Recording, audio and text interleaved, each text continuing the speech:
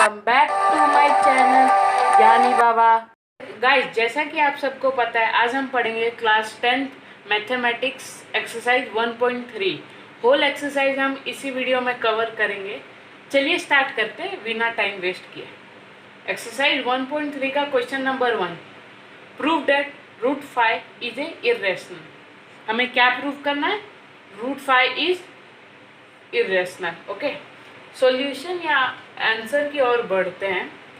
Late us assume the contrary method that root 5 is a rational.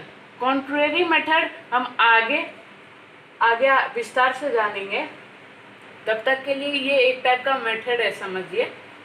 ठीक है, root 5 is rational हम वो assume किए। लेट मतलब इमेजिन या suppose root 5 equal to a by b.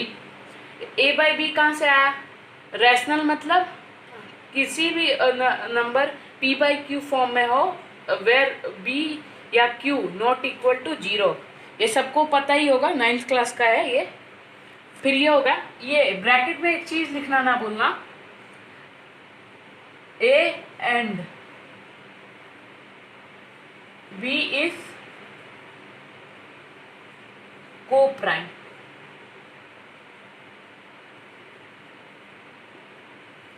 A and b is coprime, ये भी सबको मालूम होगा। को प्राइम मतलब जिसका फैक्टर एक ही हो, इक्वल टू लिख देता हूँ बगल में, जिसका फैक्टर एक ही हो। ठीक है, अब चलते हैं नेक्स्ट सॉल्यूशन की ओर। ये पहला स्टेप है हम लोग का। स्टेप्स ध्यान रखोगे तो इजी हो जाएगा सॉल्यूशन।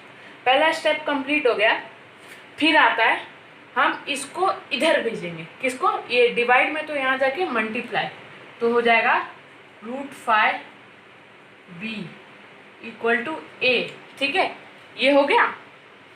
अब इसको हम स्क्वायरिंग करेंगे। स्क्वायरिंग पता ही है ना सबको, 9th क्लास में भी बहुत बार आया, 8th में भी। स्क्वायरिंग करेंगे बोथ साइड। ओके, जैसे इसको हम और इसको हम स्क्वायर करेंगे। ठीक है, रूट 5 को स्क्वायर किए तो क्या आएगा?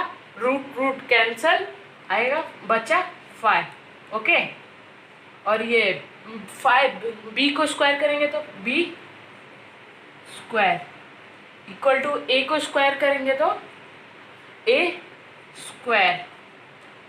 ये हम लोग का first step, second step, third step. Easy solution है, ध्यान रखिए बस। स्क्वायरिंग द बोथ साइड करने के बाद हम लोग के पास एक सॉल्यूशन आया, 5b square equal to a square. ठीक है, इसका ब्रैकेट में ये मत भूलना, ये लिखना, A square is divisible by 5, A also divisible by 5। Okay, A square हो या ए, दोनों डिविजिबल बाय 5 होगा। ये आपको समझ में नहीं आ रहा होगा क्योंकि ये theorem 1.3 NCERT CBSE text book में दिया हुआ है। आप एक बार पढ़ लीजिए, ये आपको पूरा समझ में आ जाएगा। या चाहिए तो हम नेक्स्ट वीडियो में समझा देंगे ये थियरम भी। चलिए नेक्स्ट बढ़ते हैं। नेक्स्ट स्टेप है ए इक्वल टू 5c। ठीक है, A equal to 5c, C is any integers. C is any integers। Okay, अब नेक्स्ट पेज में हम आगे के स्टेप कंटिन्यू करेंगे। पिछले पेज में हम एक स्टेप लिखे थे, यहाँ भी लिख देते हैं, a equal to 5c। Okay, अब हमें ये ध्यान में रखना है, इस क्वेश्चन में जैसे दिया है रूट 5 इज इरेशनल, आपको दे सकता है root 2 is irrational, root 3 is irrational, आपको प्रूव करना है। तो हमेशा याद रखिए, रूट 2 इरेशनल आपको प्रूव करना है तो a इक्वल टू 2c लिखेंगे। रूट 3 इरेशनल प्रूव करना है तो a इक्वल टू 3c लिखेंगे। अभी हमें क्या प्रूव करना है? रूट 5 इरेशनल प्रूव करना करके a इक्वल टू 5c लिखे हम लोग ने। ठीक है, और उससे पहले एक और सॉल्यूशन आया था, आपने लिखा होगा शायद, नहीं तो बैक जाके आप लिख लीजिए। आया था ना 5b square equal to a square. हमने पढ़ा था ए स्क्वायर और ए इज डिविजिबल बाय 5, बस वही कॉन्सेप्ट अभी यहाँ लाना है हमें। ये है ना, ए के बदले क्या लिखा है 5b स्क्वायर, हम लिख देंगे 5b square equal to 5c square लिख देंगे 5c स्क्वायर, बस स्क्वायर कर लेंगे क्योंकि यहाँ भी स्क्वायर है यहाँ नहीं है, तो यहाँ स्क्वायर कर लिए, ठीक है। फिर नेक्स्ट स्टेप में, fourth step, fifth step, 5b square equal to 5 into 5 25 c square बना। फिर 5 1 जा 5 5 जा, ओके। यहाँ लिख देता हूँ, इसी का स्टेप में है b square equal to 5c square, ठीक है। ये पहला मान लो, ये दूसरा मान लो। ये हम दूसरा क्यों माने पता है, यहाँ भी इसको ए स्क्वायर में 5b स्क्वायर है, यहाँ भी b स्क्वायर में 5c स्क्वायर है, तो इसमें जैसे लिखे थे हम लोग ने सेम वैसा भी इसमें लिखेंगे। हम लिखेंगे जैसा हम पिछले पेज में लिखे थे ए स्क्वायर और ए डिविजिबल बाय 5b स्क्वायर, अब सेम लिखे यहाँ भी b स्क्वायर और b is divisible bye 5c square. देखिए b स्क्वायर सेम पढ़ लीजिए आप स्टॉप करके। चलते हैं नेक्स्ट स्टेप में, ये हमारा ये स्टेप हुआ, इसके बाद एक और स्टेप है, ठीक है। और हमने ये किया था ना 1 और 2 माना था इन दोनों को, उसके हिसाब से दोनों में क्या आया 5 आया, इसके में भी 5 आया था 5। तो ए यहाँ लिख देता हूँ ए and be having 5 common factor, ठीक है। ये ए and be having 5 common factor, ये दोनों से निकलता है 1 और 2 से, ठीक है। पर हमें क्या हमने पिछले पेज में फर्स्ट में ही लिखा था ए बाई बी कॉमन को प्राइम है, लिखा था ना, याद आया? देखिए बैक जाके देख लीजिए, ए बाई बी इज को प्राइम मतलब मैंने बताया था 1, एक ही प्राइम फैक्टराइजेशन होगा, एक ही होगा, ठीक है। तो यहाँ 5 है, तो हमने क्या एज्यूप्शन रॉन्ग लिया है, इसलिए करके हमारा 1 नहीं आया। तो हम एक और स्टेप लिख देते हैं, एक स्टेप मेन स्टेप लिख लेते हैं जिससे आपको क्लियर हो जाएगा पूरा। जैसे हमने ये स्टेप कर लिया, अब नेक्स्ट स्टेप आता है this contradiction is arising because of our incorrect assumption. हम गलत माने थे कि √5 इज रैशनल, इसलिए ये कॉन्ट्रडिक्शन आया, प्रॉब्लम आया। कॉन्ट्रडिक्शन मतलब प्रॉब्लम आया कि ये 5 कॉमन फैक्टर है, असली में 1 ही होना चाहिए था। So we can say that √5 is irrational. Simple सा ये क्वेश्चन था, फर्स्ट क्वेश्चन था। नेक्स्ट पेज में हम जल्दी से रिकेप जान लेते हैं पूरे क्वेश्चन का। पूरा एक्सरसाइज मैंने बोला था 1.3 में ही करूँगा। चलिए स्टार्ट करते हैं फिर क्वेश्चन नंबर 2। उससे पहले जो चैनल को सब्सक्राइब नहीं किए प्लीज़ कर दीजिए। क्वेश्चन नंबर 2 है prove that 3 + 2 √5 is irrational. Irrational, कभी भी इरेशनल को प्रूव करना है तो कॉन्ट्रेरी मेथड को इस्तेमाल करना है, बस हो गया आपका सॉल्यूशन। यही आधा मार्क आपको यही मिल जाएगा, हाफ मार्क। चलिए फुल 3 मार्क के लिए आगे बढ़ते हैं। सॉल्यूशन आंसर दोनों सेम। चलिए करते हैं। Let us assume that 3 + 2 √5 is rational.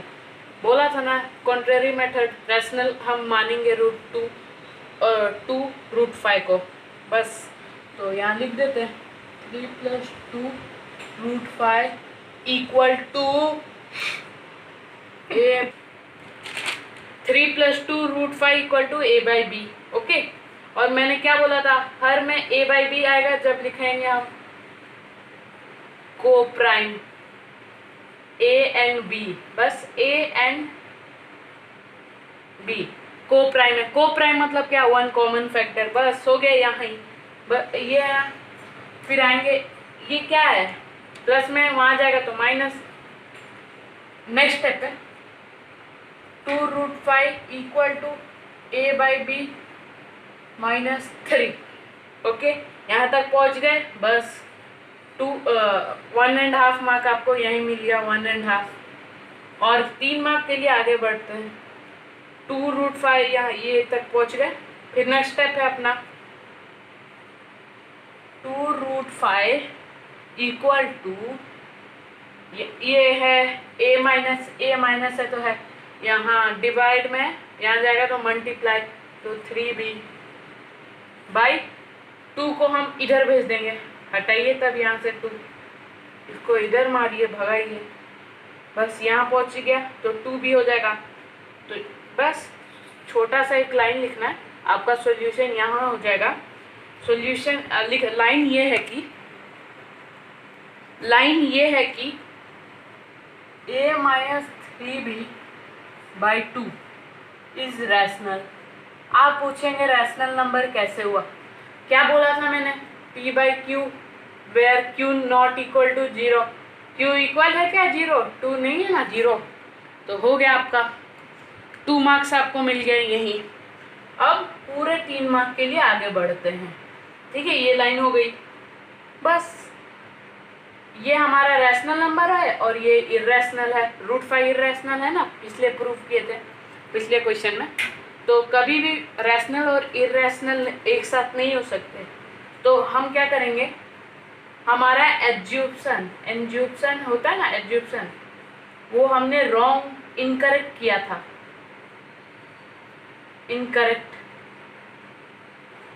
Incorrect assume किया था या लेट सपोज किया था। इसी के कारण हमारा ये पूरा क्वेश्चन रॉन्ग आया। ठीक है, तो हम इससे कंक्लूजन क्या निकालेंगे? 3 + 2√5 क्वेश्चन को उतारिए बस, इज इर्रेशनल। हो गया। अब पूछेंगे इर्रेशनल कैसे आया? ये रैशनल है, ये इर्रेशनल है और कभी भी एक साथ नहीं हो सकता, बन गया अपना इर्रेशनल। हो गया। और रिकेप चाहिए, चलिए इसी पेज में देख लेते हैं रिकेप। पहले हम लेटेस्ट एज्यूम करेंगे वो सब। हर क्वेश्चन को प्रूव करने में लेट लेना है, एज्यूम करना है रैशनल। 3 + 2√5 इक्वल टू a/b, पहला step coprime a and b। फिर सेकंड स्टेप में आते हैं 2√5 इक्वल टू a/b, प्लस में माइनस हो जाएगा, फिर यहाँ डिविजिबल है, नीचे जाएगा। ओके, नीचे जाएगा। फिर उसके बाद हाँ यहाँ b है ना, सॉरी एक चीज़ रॉन्ग हो गया, यहाँ b है ना, यहाँ b है तो यहाँ भी b आएगा, 2b। ओके, 2b, बस 2b। ये इर्रेशनल है, ये रैशनल है, ये इर्रेशनल है। इसी के कारण हमारा एज्यूप्शन इनकरेक्ट हुआ। तो 3 + 2√5 क्या बन गया अपना? इर्रेशनल। इसी के साथ आपका 3 मार्क यहाँ पे मैंने दे दिया बोर्ड एग्जाम के लिए। बस अब